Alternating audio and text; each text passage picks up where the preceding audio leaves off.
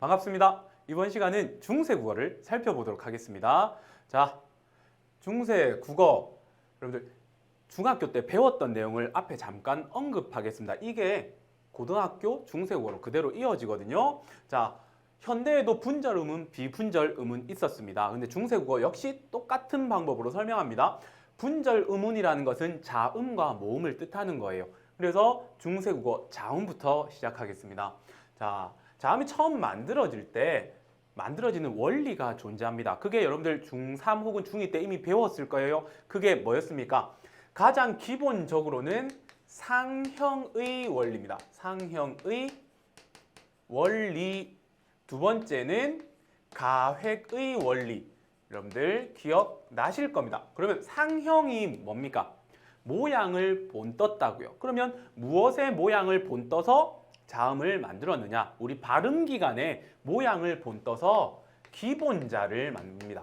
가장 기본이 되는 글자를 만들고 그 다음에 가획의 원리인데 이 가자가 더할 가자입니다. 획을 더한다라는 거예요. 어디에다? 기본자에다 더한다. 이렇게 생각을 하시면 됩니다. 자, 그러면 발음 기간이 무엇이냐 하면은 여기에요. 아, 설, 순, 치, 후. 이게 발음 기간이에요. 이거에 대해서 깊게 설명 안 할 겁니다. 우리 의문의 변동할 때 이미 다 설명을 했어요. 그러면 이 발음 기간의 모양을 본떠서 기본자가 기역, 니은, 미음, 시옷, 이응이 각각 만들어졌어요. 그 다음 여기다가 획을 더하면 어떤 일이 벌어지느냐? 기역에 가로로 획을 한 번 더하면 키읔이 되고요. 니은에 획을 더하면 디귿이 되고 여기에 한 번 더 획을 더하면 티읕. 그 다음에 미음에 세로로 더하면 비읍이 되고 여기에 가로로 더하면 피읍이 되고요. 별거 아니죠. 시옷이 만들어졌을 때 여기에 가로로 더하면 지읒, 한 번 더 더하면 치읒이 된다고. 이게 가획의 원리예요. 그런데 이응에서 획을 한 번 더하면 희한하게 생긴 얘가 나와요. 얘가 이름이 뭐냐면 여린 히읗이라고 이름을 지으시면 됩니다. 여린 히읗이고요. 여기에 획을 한 번 더하면 현대 우리가 알고 있는 히읗이 된다라는 거예요. 됐습니까? 상형의 원리, 가획의 원리로 인해서 만들어진 자음력. 그리고 똑같은 발음 기관에서 만들어졌는데 얘들하고는 모양을 조금 달리하는 글자들이 있어요. 그거를 이체자라고 하거든요. 깊이 고민하지 마세요. 그냥 모양을 달리한다고요. 그러면 여기 발음 기관에서 만들어지는 글자인데 모양이 조금 달라요. 예, 여러분들 자세히 보일지 모르겠는데 확대하면 이렇게 해요. 사각꼭다리 달린 것처럼요. 그러면 얘 이름이 사각꼭다리 이응이 아니라 옛날에 사용되던 이응이라 그래서 옛 이응이라고 이름합니다. 그 다음에 얘는 현대의 리을하고 똑같죠. 그런데 중세에 얘를 뭐라 불렀느냐? 반설음이라고 이름 붙였거든요. 그냥 여러분들 리을 하시면 돼요. 별 문제 안 됩니다. 그 다음에 얘요. 많은 학생들이 얘 이름 뭐야? 그럼 세모요. 이러는데 그렇게 하지 마시고요. 반치음이라고 이름 지으시면 됩니다. 그러면 이 자음표에서 여러분들 문제 나올 수 있는 게 뭐냐면 이 단원의 핵심이 뭐냐면 현대와 다른 중세만의 특징이에요. 그러면 자음표상에서 문제 나올 수 있는 게 중세에는 사용되었지만 현대에는 사용되지 않는 자음들은 무엇이냐라는 거예요. 그러면 여기서 현대에 사용되지 않는 거 무엇 보입니까? 여린 히읗 보이죠? 그 다음에 얘 뭡니까? 옛 이응 보이죠? 그 다음에 반치음 있다고요. 자음표상에서는 요 세 개를 알 수 있습니다. 자, 그런데 제가 여기 일부러 만들지 않았어요. 귀찮아서요.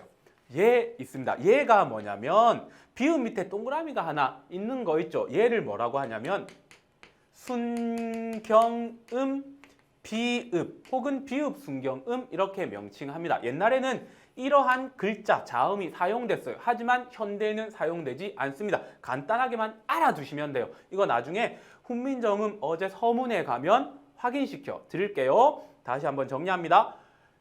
15세기엔 사용됐지만 현대에 사용하지 않는 자음, 여린 히읗, 옛 이응, 반치음, 비읍, 순경음 이 네 가지였다고요. 자, 간단하게 끝났습니다. 그러면 모음으로 넘어갑니다.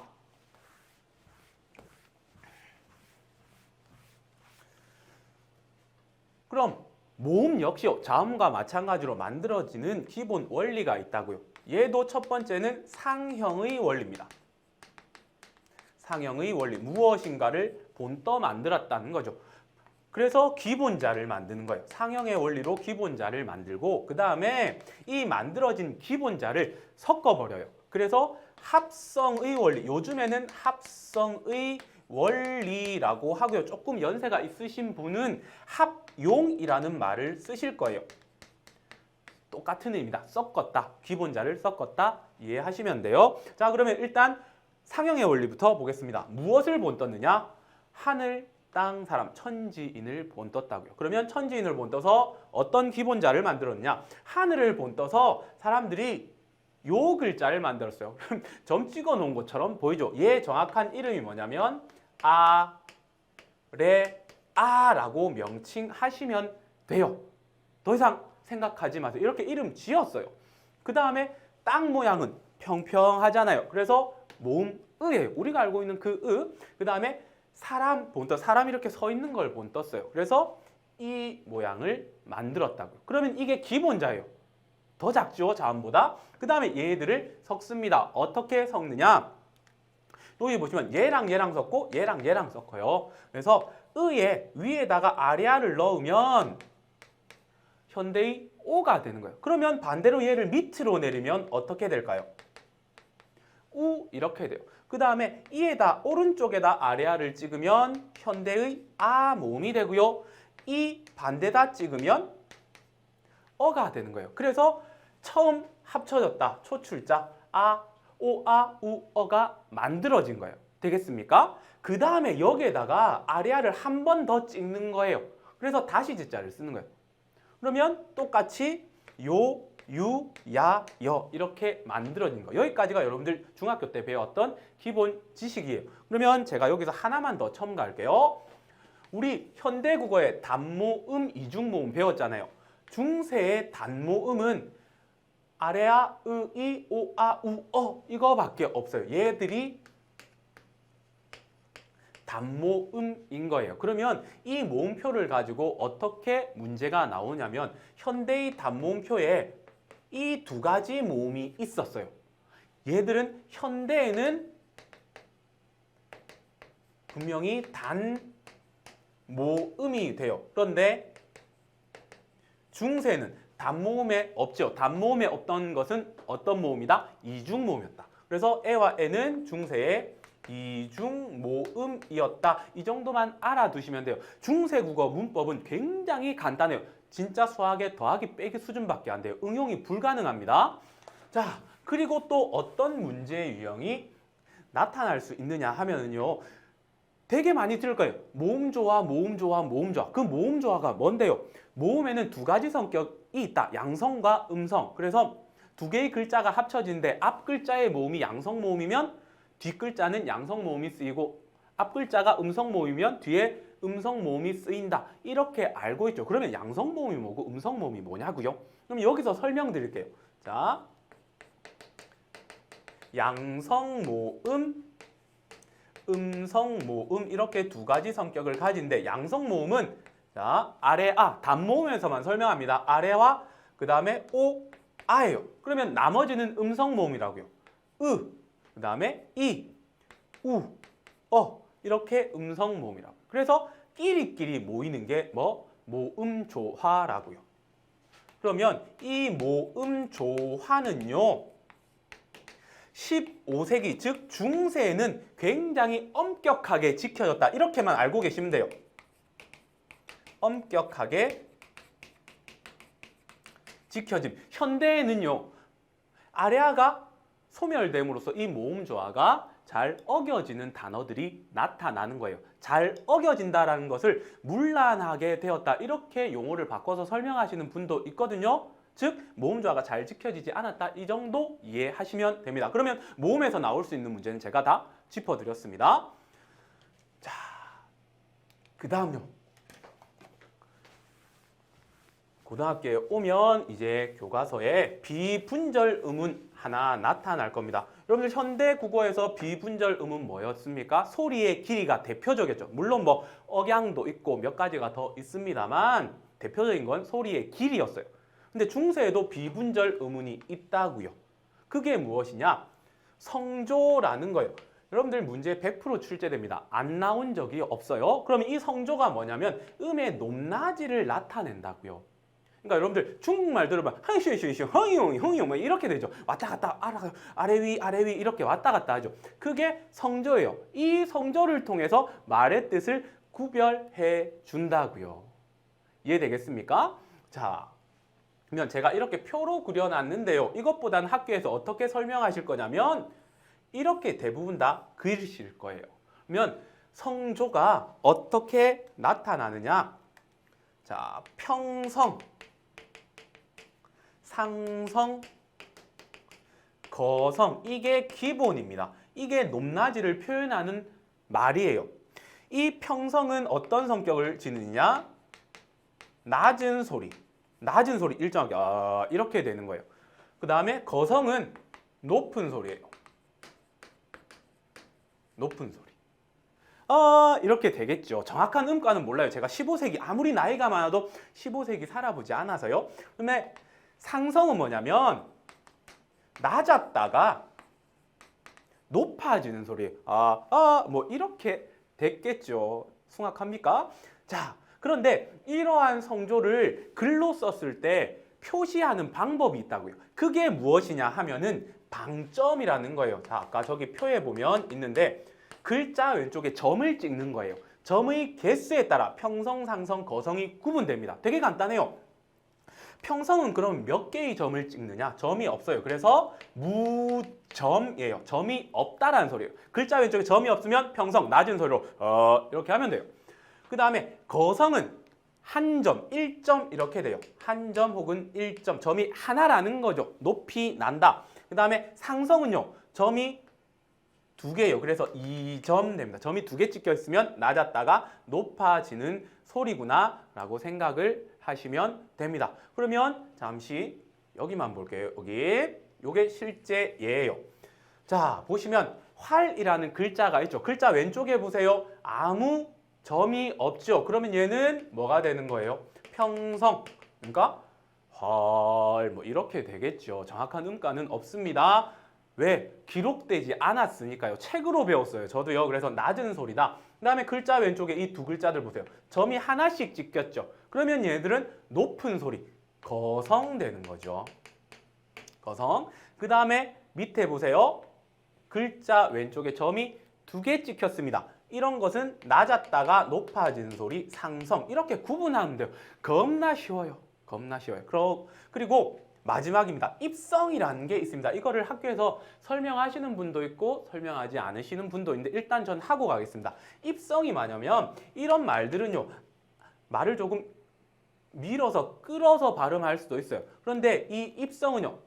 끊어서 촉급하게, 그러니까 책에 있는 그대로 하면 촉급하게 끝나는 소리, 즉 급하게 끊어버린다라는 거예요. 말이 쭉 이어지지 않는다라는 거죠. 그게 입성인데 이 입성이 되는 조건은 종성에 달려있어요. 종성이 기역, 받침이요. 받침. 기역, 디귿, 비읍, 시옷인 음절일 때 받침이 이것들이 사용될 때 걔네들 발음을 어떻게 확 끊어서 빠르게 발음하면 된다라는 거예요. 자, 예를 보여드릴게요. 여기 입과 나 있습니다. 자, 여기 보시면 입이니까 입성이죠. 빨리 끝내야 돼요. 자, 그런데 여기 왼쪽에 글자 왼쪽에 점이 있어요, 없어요? 없죠. 얘는 무슨 의미냐면 점이 없다는 건 평성이었잖아요. 그러니까 평성인데 발음을 빨리 끝내야 된다고요. 그럼 얘를 어떻게 읽느냐?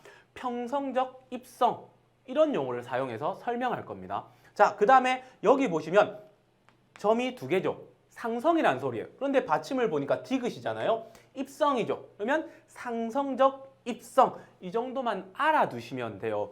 이게 기본적으로 나오고요. 여기서 조금 더 간다면 입성이 나올 텐데 입성은 뭐라고요? 촉급하게 끝나는 소리, 빨리 마무리 지어버리는 소리라고요. 그런데 자음이 기역, 디귿, 비읍, 시옷이 받침으로 쓰일 때만 가능하다고요. 여기까지만 알아두시면 됩니다. 더 이상 깊이 들어갈 이유가 없습니다. 그러면 분절음은, 비분절음은 모두 살폈는데요. 하나만 딱 더 설명할게요. 어차피 이번 단어는 현대 국어와 이어서 설명이 돼야 되거든요. 근데 이게 15세기예요. 그런데 근대로 오면서 성조가 사라집니다. 성조, 소멸돼요. 그런데 소멸되어도 여기 있는 특징 중에 하나가 현대까지 계속해서 이어지는 게 있어요. 그게 뭐냐면 높낮이는 성조죠. 높낮이는 소멸돼요. 그런데 상성의 특성 중에 무엇이 있느냐면 얘는요. 자, 낮은 소리는 소리가 몇 개일까요? 하나. 높은 소리 하나. 그래서 짧은 소리예요. 그런데 얘는요. 낮았다가 높아지는 소리니까 소리가 두 개 합쳐진 거예요. 그러면 길게 나는 소리예요. 얘들은 장음이에요. 장음. 긴 소리라고요. 그러니까 성조, 높낮이가 소멸되어도 얘는 계속해서 긴 소리, 즉 장음은 현대까지 이어지고 있다라고 생각하시면 돼요. 이 특성이 현대 국어 비분절 음운의 음장까지 이어진다. 그래서 그 음장이 말의 뜻을 구별해주는 기능을 한다. 이 정도 알아두시면 더 이상 여러분들에게 설명할 내용 없습니다. 이해되셨습니까? 자, 그러면 이제 고등학교 수준에 맞게끔 중세국어를 설명해 보도록 하겠습니다. 자, 이제부터 표기법입니다. 표기법. 이거 기본이 되는 표기법이니까 반드시 아셔야 돼요. 왜냐하면 이 특성을 알고 모르냐에 따라서 나중에 조사 설명을 하거든요. 결합되는 조사의 모양이 완전히 달라집니다. 자, 여기 보면 표기법이 연철, 중철, 분철 돼 있는데 이게 뭐냐면 연철은 무엇이냐 하면은 앞말이 자음으로 끝나요. 앞말이 자음으로 끝나고 뒷말이 모음으로 시작한 형식 형태소가 오면요. 이 자음을 뒷말의 첫 소리로 이어서 적어버리는 거예요. 그러면 가기 이렇게 표현하는 거예요. 그게 바로 연철인데 다른 말로 이어 적기 풀어서 설명하면 이렇게 돼요. 15세기에는요. 이게 기본이었어요. 이게 기본. 그런데 이게 시간이 흘러서 분철, 극단적인 예를 가면 분철이 된다. 분철은 뭐냐면 여러분들 한글 맞춤법을 이미 배웠던 학생들은 알 거예요. 끊어 적기라고요. 끊어 적기. 즉 앞말과 뒷말을 분리해서 적는다고요. 이걸 그대로 가지고 오면 각과 이가 결합되어도 각각 원래의 형태를 밝혀 적는 거 이게 끊어 적기예요. 그런데 여기서 여기로 변하거든요. 일단 전부 다 그렇게 설명을 합니다. 그런데 중간에 과도기가 있어요. 과도기. 썩히는 순간이 있다고요. 여기서 짠 하고 이렇게 변하는 경우는 없습니다. 그럼 이 과도기는 뭐냐면 이 자음을 여기에도 쓰고 여기에도 쓴다고요. 그러면 어떻게 되느냐면 각기 이런 식의 표기가 나타난다고요. 이게 중철 혹은 혼철, 다른 말로 거듭적기 여러 가지 용어로 사용될 수 있습니다. 그러면 구체적인 예를 보여드리겠습니다. 자, 요거요. 자, 얘는요. 샘요. 그러니까 물 나오는 그 샘요. 여기에 주격조사 이가 결합된 거예요. 그래서 얘가 이렇게 이어적기 돼서 표기가 샘이 된 거예요. 그 다음에 여기부터 볼게요. 똑같이 하면 샘, 이 결합되어도 끊어적기 되니까 이렇게 적는 게 분철인 거예요. 그러면 혼철은요. 앞뒤로 다 적으면 되는 거예요. 별거 아닙니다. 샘, 미 잘 쓰지 않겠죠. 뭔 소리야 하겠는데 이런 표현이 있다고요. 그러니까 이 순서대로 가는데 얘는 과도기적 표현이다. 15세기에는 이게 주로 사용되었다. 이어적기가 주로 사용되었다. 기억하시기 바랍니다. 그 다음요.